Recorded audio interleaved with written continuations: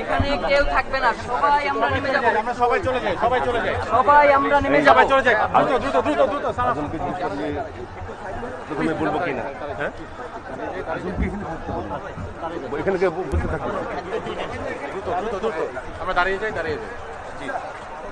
তুমি এখানটায় ছিলেন তখন ঘাতক তাকে এমনভাবে গুলি করেছেন যে এই গুলি তার চোয়াল ভেদ করে ডান পাশ দিয়ে ঢুকে বাম পাশ ভেদ করে কিন্তু বেরিয়ে গেছে। চিকিৎসকরা বলেছিলেন যে এই পুরো করটির যে একটা কাণ্ড থাকে সেই কাণ্ড ক্ষতিগ্রস্ত হয়ে গেছে সেই বুলেটে। এবং এরপর গেল শুক্রবার থেকেই তিনি নিদ্রাচ্ছন্ন গভীর কোমায় ছিলেন। এরপর তাকে কিন্তু চিকিৎসকরা যার পরণে চেষ্টা করেছে। প্রথমত ঢাকা মেডিকেল কলেজ হাসপাতালে তার চিকিৎসা হয়েছে, সেখানে অপারেশন হয়েছে।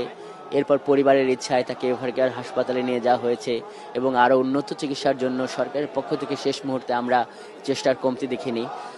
সিঙ্গাপুর জেনারেল হাসপাতালের যে নিউরো সায়েন্সেস বিভাগে পৃথিবীর অন্যতম, যেখানে উন্নত চিকিৎসা হয়, সেখানেও তাকে নিয়ে যাওয়া হয়েছে।